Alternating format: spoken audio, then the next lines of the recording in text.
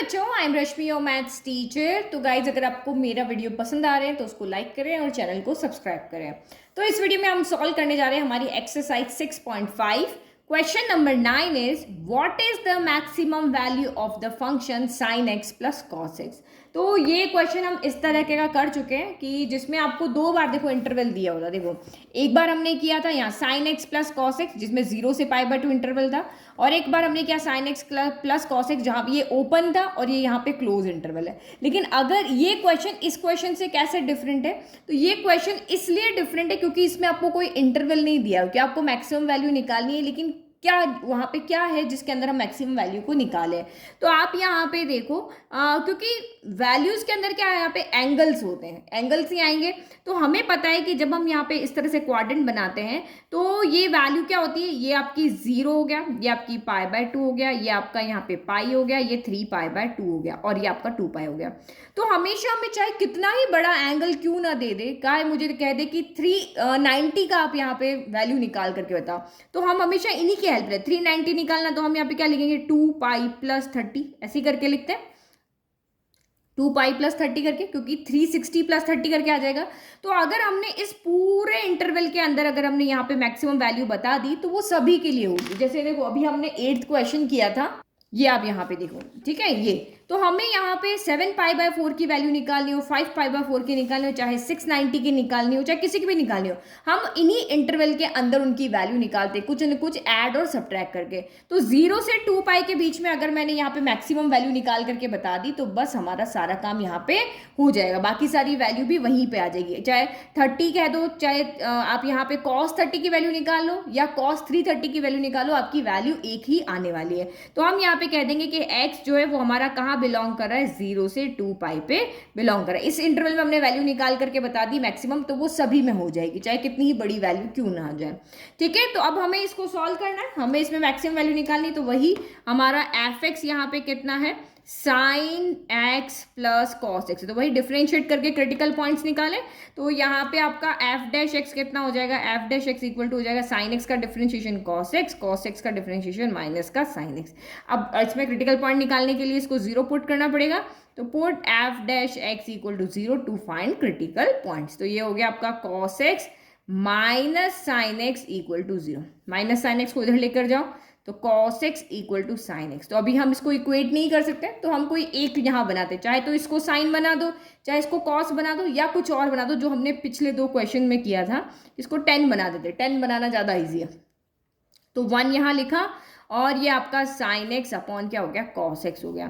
तो ये कितना हो गया, 1 इक्वल टू 10x हो गया। अब 1 में क्या वैल्यू होती है, तो 10π/4 होती है, 10π/4 इक्वल टू 10x होता है। तो अगर ये इंटरवल हमारा 0 से π या 0 से π/2 होता तो हम यहाँ कह देते भाई हमारा x जो है वो π/4 है, क्योंकि पॉजिटिव आ रहा है तो यहाँ तो 10 नेगेटिव होता है, यहाँ पॉजिटिव होता है, तो बस ये x इक्वल टू π/4 हो जाता। लेकिन पूरे इंटरवल की अगर हम बात करें तो आपको पता है यहाँ भी पॉजिटिव होता है, यहाँ भी पॉजिटिव, तो यहाँ की वैल्यू भी लिखनी पड़ेगी।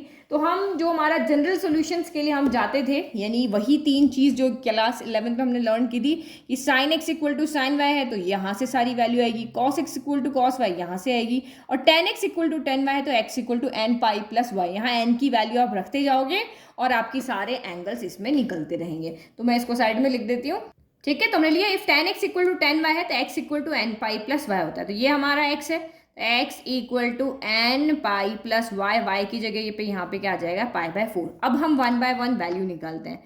फर्स्ट हम लिखते हैं व्हेन n इक्वल टू 0। तो जब n इक्वल टू 0 होगा तो this implies x equal to कितना हो जाएगा, ये तो 0 हो गया, ये बच गया π/4।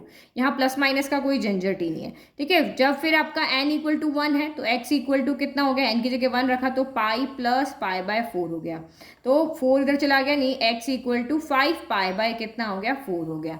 एक और निकाल के देते हैं, हमें सिर्फ इस इंटरवल के अंदर की वैल्यू निकालनी है, जो आपको दिए हमने निकाला ना x बिलोंग टू 0 से 2π, तो इस इंटरवल के बीच में वैल्यू नहीं चाहिए। 5π/4 है, ये इसी इंटरवल में आता है।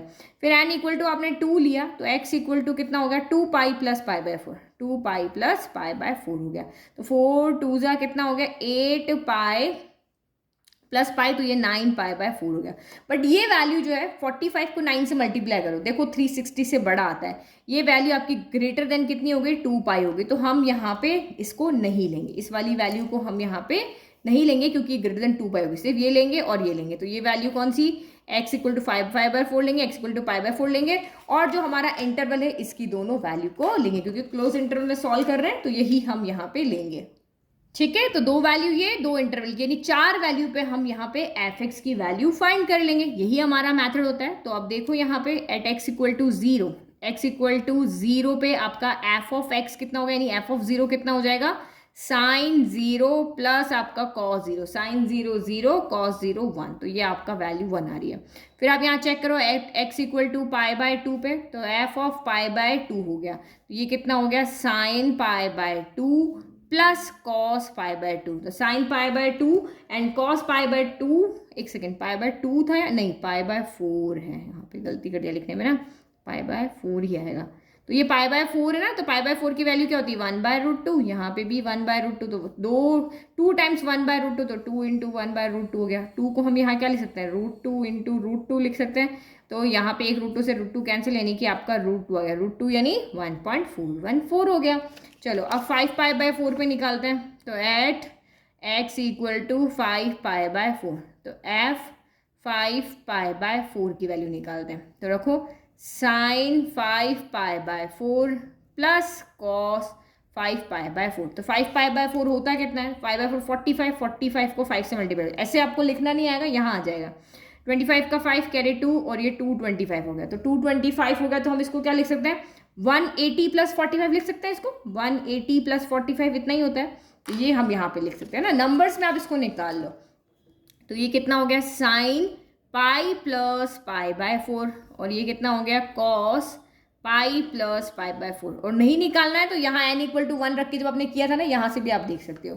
तो साइन 180 प्लस थीटा, तो साइन 180 प्लस थीटा हमेशा इस क्वाड्रेंट में आएगा। इस क्वाड्रेंट में साइन क्या होता है, नेगेटिव, और कॉस भी क्या होता है, नेगेटिव। यहाँ तो tan पॉजिटिव होता है, तो ये आपका माइनस का साइन π/4 हो गया, ये भी माइनस का cos π/4 हो गया।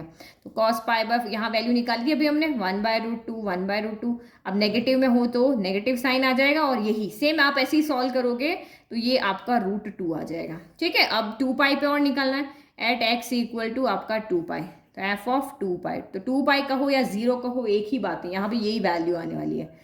साइन 2π होता है 0, cos 2π होता है 1, तो ये हो गया 0 प्लस 1 इक्वल टू 1। तो देखो कहाँ मैक्सिमम वैल्यू मिली है, तो यहाँ पे हमें मैक्सिमम वैल्यू मिली है, कहाँ पे, यहाँ पे √2, क्योंकि ये क्या है 1.414, जो इन दोनों पॉजिटिव से बड़ा है, तो ये हमारी यहाँ पे क्या है, मैक्सिमम वैल्यू है। तो बस मैक्सिमम वैल्यू हम यहाँ पे लिख लेते हैं।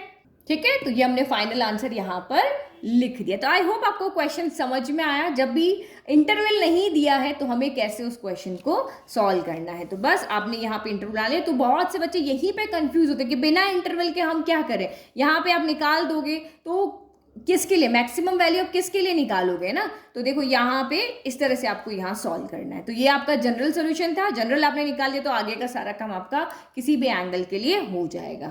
Thank you.